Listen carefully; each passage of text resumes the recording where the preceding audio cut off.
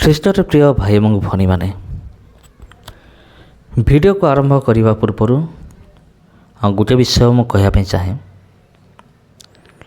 ଏହି ଭିଡ଼ିଓରେ ଏମିତି କିଛି ବିଷୟ ଆଲୋଚନା ହେବ ଯେଉଁଟାକି ବଜିନ୍ଦର ଭକ୍ତମାନଙ୍କୁ ଭଲ ଲାଗିବ ନାହିଁ, ବିଲକୁଲ ଭଲ ଲାଗିବ ନାହିଁ।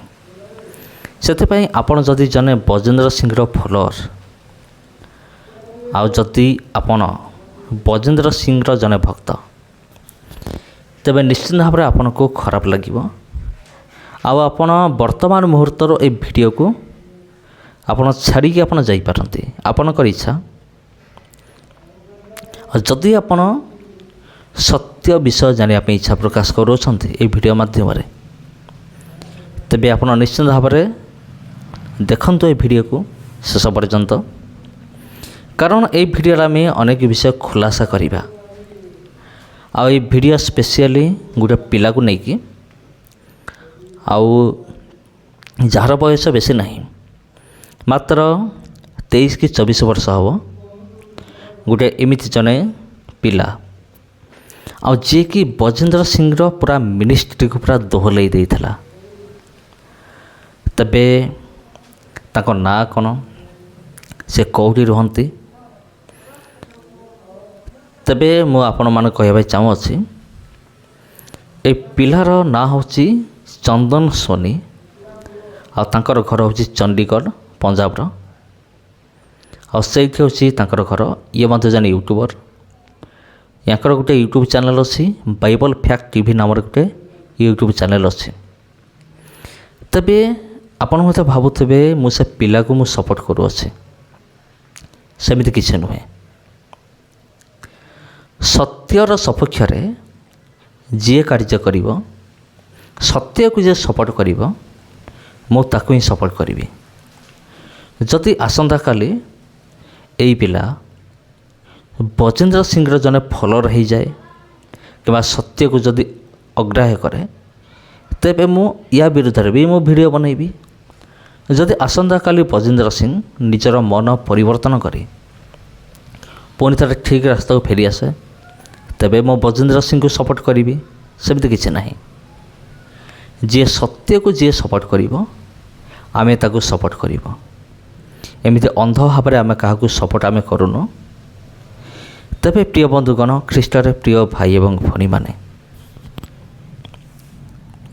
ଗୋଟେ 22-23 ବର୍ଷର ପିଲା, 23 ବର୍ଷ ଆମେ କହିବା, ବଜିନ୍ଦର ସିଂର ପୁରା ମିନିଷ୍ଟ୍ରିକୁ ପୁରା ଦୋହଲାଇ ଦେଇଥିଲା। ଘଟଣାଟି ଜାଣିକି ଆପଣଙ୍କୁ ହୁଏତ ଆଶ୍ଚର୍ଯ୍ୟ ଲାଗିପାରେ ଯେ ଏଇଟା କେମିତି ସମ୍ଭବ। ଆଉ ମୋତେ ଆଶ୍ଚର୍ଯ୍ୟ ଲାଗିଥିଲା ସେଇଦିନ। ଆପଣଙ୍କର ମନେ ଥିବ 2024 ମସିହାରେ ଛତିଶଗଡ଼ରେ ଏକ ମିଟିଂ ହେବାର ଥିଲା। ଆଉ ସେଇଟା ହେଉଛି ବଜିନ୍ଦର ସିଂଙ୍କର ଏକ ମିଟିଂ ହେବାର ଥିଲା। ଆଉ ସେଇଠି ବଜରଙ୍ଗ ଦଳର ଲୋକମାନେ ଆଉ ସେମାନେ ସେ ମିଟିଂକୁ ଅଟକେଇଲେ। ସେ ମିଟିଂ ହେବାକୁ ସେମାନେ ଦେଲେ ନାହିଁ। ଆଉ ସେହି ସମୟରେ ଏଇ ଚନ୍ଦନ ସୋନି ସେ ମଧ୍ୟ ଭିଡ଼ିଓ ତିଆରି କରୁଥିଲେ।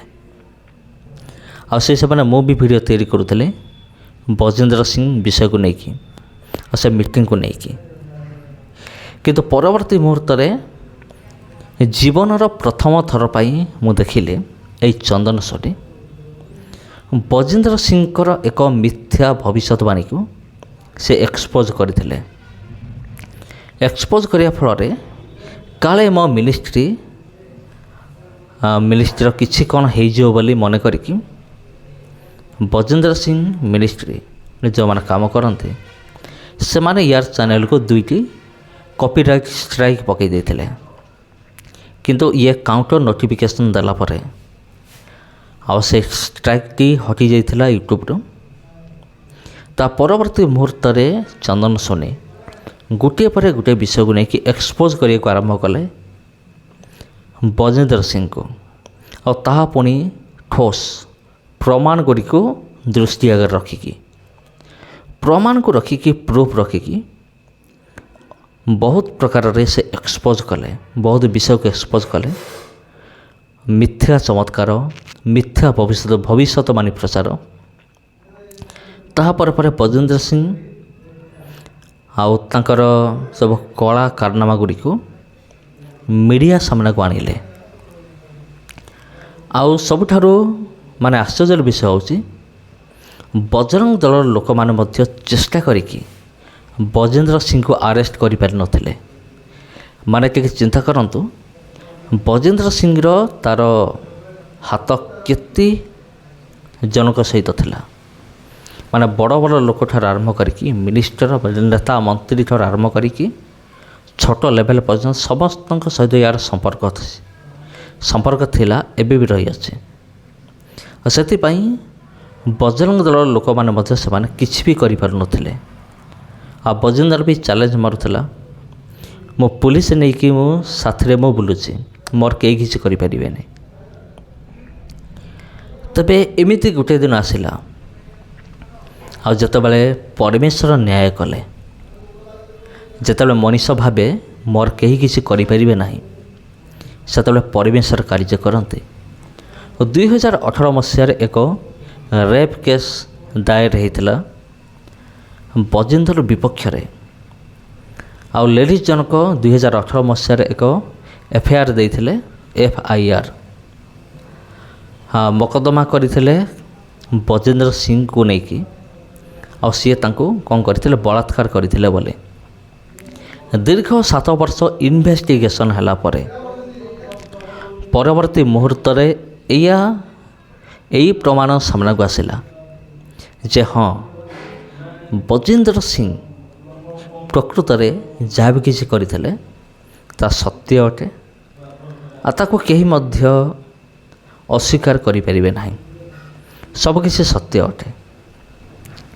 ତେବେ ପ୍ରିୟ ବନ୍ଧୁଗଣ, ଖ୍ରୀଷ୍ଟରେ ପ୍ରିୟ ଭାଇ ଏବଂ ଭଉଣୀମାନେ, ଆଉ ସେଇ କେସ୍ରେ ତାଙ୍କୁ ଆରେଷ୍ଟ କରାଗଲା। ବିଚାରପତି ତାଙ୍କ ନିଷ୍ପତ୍ତି ଶୁଣାଇଲେ ଯେ ତାଙ୍କୁ ଆଜୀବନ କାରାଦଣ୍ଡ ହେଇଛି ବୋଲି। କିନ୍ତୁ ବଜେନ୍ଦ୍ର ସିଂଙ୍କୁ ଏକ୍ସପୋଜ୍ କରିବାରେ ଆଉ ସବୁଠାରୁ ବଡ଼ ଭୂମିକା ନେଇଥିଲେ ଏଇ ପିଲା, ମାତ୍ର 23 ବର୍ଷର ପିଲା ବଜେନ୍ଦ୍ର ସିଂଙ୍କୁ ଏବଂ ତାଙ୍କର ମିନିଷ୍ଟ୍ରିକୁ ସମ୍ପୂର୍ଣ୍ଣ ଭାବରେ ଦୋହଲେଇ ଦେଇଥିଲେ। ହଁ ପ୍ରିୟ ବନ୍ଧୁଗଣ, ଆଉ ପରମେଶ୍ୱର ବେଳେବେଳେ ଏମିତି ବି କାର୍ଯ୍ୟ କରନ୍ତି ଆଉ ତାଙ୍କ ଲୋକମାନଙ୍କ ମାଧ୍ୟମରେ। ସମସ୍ତଙ୍କୁ ପ୍ରଭୁ ଯୀଶୁଖ୍ରୀଷ୍ଟଙ୍କ ନାମରେ ମୋର ଆନ୍ତରିକ ନମସ୍କାର। ତେବେ ଯଦି এই ଭିଡ଼ିଓ ଆପଣଙ୍କୁ ଟିକେ ବି ପସନ୍ଦ ଆସିଥାଏ ତେବେ ନିଶ୍ଚିତ ଭାବରେ ସେୟାର କରନ୍ତୁ।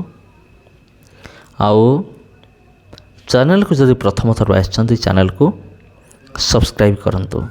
ଧନ୍ୟବାଦ।